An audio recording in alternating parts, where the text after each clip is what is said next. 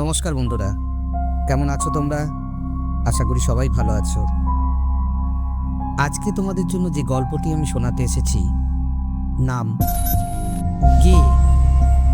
লেখক হেমেন্দ্র কুমার রায়। গল্প পাঠে আমি সাধন ঘোষ। গল্পটি যদি তোমাদের ভালো লাগে অবশ্যই লাইক, কমেন্ট অ্যান্ড শেয়ার করবে। এরকম আরও গল্প শুনতে আমার চ্যানেলটিকে অবশ্যই সাবস্ক্রাইব করবে। চলো শুরু করি আজকের গল্প। কে উড়িষ্যায় বেড়াতে গিয়েছিল আমি আর রূপলাল। এদেশে সেদেশে ঘুরে ভুবনেশ্বরে গিয়ে হাজির হলাম। এক দুপুরবেলায় খণ্ডগিরি আর উদয়গিরি দেখতে গেলাম। যাওয়ার সময় পান্ডা সাবধান করে দিলে আমরা যেন সন্ধ্যা হওয়ার আগেই ফিরে আসি, কারণ খণ্ডগিরিতে নাকি নরখাদক বাঘের ভীষণ উপদ্রব হয়েছে। বাঘের কবলে পড়ে 1 মাসের মধ্যে 5 জনের প্রাণ গিয়েছে। এ কথা শুনে তো ভয় পেলুম না, কারণ আমাদের সঙ্গে বন্দুক ছিল। খণ্ডগিরি আর উদয়গিরি দেখতে দেখতে বেলা পড়ে গেল, এবং বেলা পড়ে আসার সঙ্গে সঙ্গেই সারা আকাশ কালো করে শুরু হলো ঝড় ও বৃষ্টি। তাড়াতাড়ি ছুটে এসে ডাকবাংলোর ভিতরে আশ্রয় নিলুম। বিকেল গেল, সন্ধ্যাও উতরে গেল, কিন্তু সে ঝড় বৃষ্টি তবু থামল না। বাংলোর বেয়ারা এসে বললে, বাবু, আজ আপনারা এখান থেকে যাবেন কেমন করে? রূপলাল বললে, কেন? যেমন করে এসেছি ঠিক তেমন করেই ফিরে যাব, অর্থাৎ 2 পায়ে ভর দিয়ে। বেয়ারা ঘাড় নেড়ে বললে, আজ আর তা পারবেন না বাবু। একে এই ঝড় জল, তার উপরে শুনেছেন তো? আমি বললাম, হ্যাঁ শুনেছি, বাঘের উপদ্রবের কথা বলছো তো? শুনেছি। বেয়ারা বললে, খালি বাঘ নয়, পেতনির ভয়ও আছে। রূপলাল বললে, তাহলে আজ আমরা এই বাংলোতেই রাত কাটাবো। জীবনে কখনো পেতনি দেখিনি, আজ তাকে দেখব, আর যদি পছন্দ হয় তাহলে পেতনিটিকে বিয়ে করে দেশে ফিরব। বেয়ারা বললে, বাবু, আপনি জানেন না তাই হয়তো ঠাট্টা করছেন। বেশ, আপনারা তাহলে আজ এখানেই থাকবেন তো? আমরা বললাম, হ্যাঁ এখানেই থাকব। তখন বেয়ারা বললে, তাহলে আপনাদের জন্য রান্নাবান্নার আয়োজন করি গে। এই বলে সে চলে গেল। রাত হলো, বৃষ্টি এখনো ঝরছে, ঝড় এখনো গর্জন করছে। রাত্রে খেতে বসেছি, এমন সময় বাংলোর দরজায় ঘন ঘন করাঘাত হতে লাগলো। আশ্চর্য হয়ে ভাবতে লাগলুম, এমন স্থানে এই দুর্যোগের দরজা ঠেলে কে? বেয়ারা চেঁচিয়ে জিজ্ঞেস করলে, কে? বাইরে থেকে ভিতর কাতর নারী কণ্ঠে সাড়া এলো, শিগগির দরজা খুলে দাও, নইলে প্রাণে মারা গেলুম। উড়ে বেয়ারাটা সেইখানে দাঁড়িয়ে ভয়ে ঠক ঠক করে কাঁপতে লাগলো। আমি বললাম, অমন করছো কেন? যাও, দরজা খুলে দাও। বেয়ারা 1 পাও নড়ল না, সেখানে দাঁড়িয়ে তেমনি করেই কাঁপতে লাগলো। রূপলাল তার ভয় দেখে হাসতে হাসতে দরজার দিকে এগিয়ে গেল। বেয়ারা ছুটে গিয়ে দরজায় পিঠ দিয়ে দাঁড়িয়ে মিনতি করে বললে, পায়ে পড়ি বাবু, পায়ে পড়ি, দরজা খুলবেন না, ও মানুষ নয়।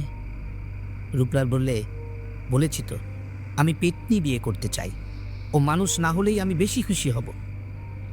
বাইরে থেকে আবার আর্তনাদ শোনা গেল, বাঘ বাঘ, রক্ষা করো রক্ষা করো। রূপলাল আর বাধা মানলেন না। বেয়ারাকে 1 ধাক্কায় সরিয়ে দিয়ে এক টানে এসে দরজার খিলটা খুলে দিলে। একটা ঝোড়ো হাওয়ার সঙ্গে দরজা ঠেলে তাড়াতাড়ি ভিতরে প্রবেশ করলে একটি স্ত্রী মূর্তি। তাকে ভালো করে দেখবার আগেই বাতাসের ঝাপটে ঘরের আলোটা নিভে গেল। বেয়ারা হাও মাও করে চেঁচিয়ে কেঁদে উঠল। সেই অন্ধকার রাত্রি, সেই ঝড় বৃষ্টি ধুলস্থুল, সেই পর্বত অরণ্যের ঘন ঘন দীর্ঘশ্বাস, সেই অভাবিত অজানা নারী মূর্তির আকস্মিক আবির্ভাব, এবং আলোকহীন ঘরের ভিতরে বেয়ারার সেই ক্রন্দন স্বর, এ সমস্ত মিলিয়ে চারিদিকে কেমন একটা ছমছমে অস্বাভাবিক ভাব সৃষ্টি করলে। আমি ব্যস্ত হয়ে বললুম, রূপলাল, শিগগির দরজাটা বন্ধ করো। আমি আবার আলোটা জ্বেলে নিই। রূপলাল দরজার খিল তুলে দিলে। আমি আলোটা জ্বাললাম। কৌতূহলী চোখে ফিরে দেখলাম ঘরের কোণে দাঁড়িয়ে একটি অসীম রূপসী মেয়ে ভয়ে ঠক ঠক করে কাঁপছে। তার এলোমেলো চুলগুলো এলিয়ে মুখ, কাঁধ ও বুকের উপর এসে পড়ছে এবং তার সর্বাঙ্গ বৃষ্টির জলে ভিজে গেছে। মেয়েটির বয়স হবে 18 কি 19। ঘরের আর একদিকে বসে, মেঝের উপরে উবু হয়ে বসে, হাতে মুখ ঢেকে বেয়ারাটা তখন ফুপিয়ে কাঁদছিল। মেয়েটি প্রথমেই আশ্চর্যভাবে জিজ্ঞেস করলে, ও লোকটি অমন করে কাঁদছে কেন? রূপলাল হাসতে হাসতে বললে, ওর ধারণা আপনি একটি নিখুঁত পেতনি। মেয়েটি চমকে উঠল। তারপর মুখের উপর থেকে চুলের গোছা সরিয়ে দিয়ে বললে, আমায় কি পেতনির মতো দেখতে? কিন্তু সে কথা থাক, বড় বিপদ থেকেই আপনারা আমায় উদ্ধার করলেন। তার বিপদের ইতিহাস হচ্ছে এই যে সে খণ্ডগিরি দেখতে এসেছে, কিন্তু হঠাৎ ঝড় বৃষ্টি আসাতে এতক্ষণ সে একটা গুহার ভিতরেই ঢুকে আত্মরক্ষা করছিল। হয়তো সে রাতটা কাটিয়েও দিত, কিন্তু গুহার কাছেই বাঘের ভীষণ গর্জন শুনে প্রাণের ভয়ে সেখানে পালিয়ে এসেছে। রূপলাল নিজের সিল্কের চাদরখানা খুলে মেয়েটির হাতে দিয়ে বললে, আপনার কাপড় চোপড় সব ভিজে গেছে। পাশের ঘরে গিয়ে ভিজে কাপড় ছেড়ে আপাতত এই চাদরখানা ব্যবহার করতে পারে। কিন্তু আজ রাতে খাবেন কি? আমাদের তো খাওয়া দাওয়া হয়ে গেছে। মেয়েটি পাশের ঘরে যেতে যেতে বলল, এক রাত না খেলে কেউ মরে না। আমি ও রূপলাল আলোর শিখাটা খুব কমিয়ে দিয়ে শুয়ে পড়লুম। বন্দুকটাকেও শুইয়ে রাখলুম ঠিক আমাদের মাঝে। শুয়ে শুয়ে শুনতে লাগলুম বন জঙ্গলের উপরে পাহাড়ের বৃষ্টিবালার অশ্রান্ত নিত্য নূপুর ধ্বনি। রূপলাল আমার কানের কাছে মুখ এনে বললে, আচ্ছা ভাই, ওই মেয়েটির ইতিহাস কি তোমার কাছে একটু উদ্ভট বলে মনে হলো না? আমি বললাম, কেন? রূপলাল বললে, ও মেয়েটি কে? ওর কি কোনো অভিভাবক নেই? অত বড় মেয়েকে কেউ কি একলা এই বিদেশে ছেড়ে দেয়? ওর মাথায় সিঁদুর নেই, গায়েও একখানা গয়না নেই। ওর সবই যেন কেমন যেন একটা রহস্যময়। আমি পাশ ফিরে শুয়ে বললুম, ওসব বাজে কথা ভেবে তুমি মাথা গরম করতে থাকো, ততক্ষণে আমি একটু ঘুমিয়ে নিই। আমার যখন বেশ তন্দ্রা আসছে তখন শুনলুম রূপলাল আপন মনে বলছে, অমন সুন্দরী মেয়ে, কিন্তু তার চোখ দুটো কি তীক্ষ্ণ। ওর চোখ দুটো যেন ওর নিজের চোখ নয়, যেন কোনো হিংস্র জন্তুর চোখ। কতক্ষণ ঘুমিয়েছিলুম জানি না। হঠাৎ কি একটা অস্বস্তির ভাব নিয়ে আমি থরমর করে জেগে উঠলুম। তারপর চোখ খুলেই যে দৃশ্য দেখলাম, সারা জীবনে কোনো দিন তা বলতে পারবো না। এ ঘর থেকে পাশের ঘরে যাবার দরজার দিকে পেছন করে মাটির উপরে স্থিরভাবে বসে আছে একটা প্রকাণ্ড বাঘ। আমার বুকের গতি হঠাৎ যেন থেমে গেল। অত্যন্ত আড়ষ্টভাবে স্তম্ভিত নেত্রে বাঘটার দিকে আমি তাকিয়ে থাকলাম। সেও তাকিয়ে রইল আমার দিকে। এইভাবে কিছুক্ষণ কেটে গেল। ইতিমধ্যে অল্পে অল্পে হাত সরিয়ে পাশের বন্দুকটা আমি চেপে ধরলাম। বাঘটা আস্তে আস্তে উঠে দাঁড়ালো। তারপর হঠাৎ হেঁট হয়ে পড়ল লাফ মারবার জন্য। চোখের নিমেষে আমিও বন্দুকটা নিয়ে উঠে বসলাম এবং তাকে লক্ষ্য করে গুলি ছুড়লাম। একটা উল্টো ডিগবাজি খেয়ে বাঘটা পাশের ঘরে গিয়ে পড়ে অন্ধকারে মিলিয়ে গেল। সঙ্গে সঙ্গে স্ত্রী কণ্ঠে বারবার ভীষণ আর্তনাদ, তরাম করে একটা দরজা খোলার শব্দ, দ্রুত পদধ্বনি, তারপরেই সব আবার স্তব্ধ। বন্দুক হাতে করে অভিভূতের মতো বিছানার উপরে উঠে বসলাম। রূপলাল জেগে বিছানার উপর থেকে নিচে লাফিয়ে পড়ে উদ্ভ্রান্তের মতো বলে উঠল, কে চেঁচালো অমন করে? কে বন্দুক ছুড়লে? আমি বললাম, বাঘ। বাঘ এখন ও ঘরে গিয়ে ঢুকেছে। সেই মেয়েটি চিৎকার করছে, সর্বনাশ! বাঘ বোধহয় তাকেই ধরেছে।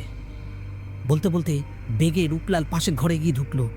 আমিও বন্দুক আর লণ্ঠন নিয়ে তার সঙ্গে ছুটলাম। না, পাশের ঘরে কেউ নেই। খালি একটা খোলা দরজা দিয়ে হু হু করে জোলো হাওয়া আসছে। রূপলাল বেদনা বিদীর্ণ স্বরে বলল, আর কোনো আশা নেই। অভাগী শেষটায় সেই বাঘের কবলে গিয়েই পড়ল। কিন্তু বাঘ এখানে কেমন করে এলো? রূপলালের কথার কোনো জবাব দিলুম না। আমি তখন আর একটা ব্যাপারে সবিস্ময় লক্ষ্য করেছিলাম। ঘরের ভিতর একটা একটানা রক্তের রেখা বাইরের দিকে সোজা চলে গেছে। পরে পরে একখানা করে রক্তাক্ত পায়ের ছাপ, মানুষের পা। সবিস্ময়ে বললাম, দেখো কি আশ্চর্য ব্যাপার। রূপলাল অনেকক্ষণ সেই দিকে তাকিয়ে আড়ষ্ট হয়ে দাঁড়িয়ে রইল। তারপর থেমে থেমে ধীরে ধীরে বললে, এত রক্ত, কিন্তু একটাও তো বাঘের পায়ের দাগ নেই। এ পায়ের দাগগুলো দেখে মনে হয় যেন কোনো মানুষের একখানা পা আহত হয়েছে, আর সেই আহত পায়ে রক্ত ছড়াতে ছড়াতে সে এ ঘর থেকে হেঁটে বাইরে বেরিয়ে গেছে।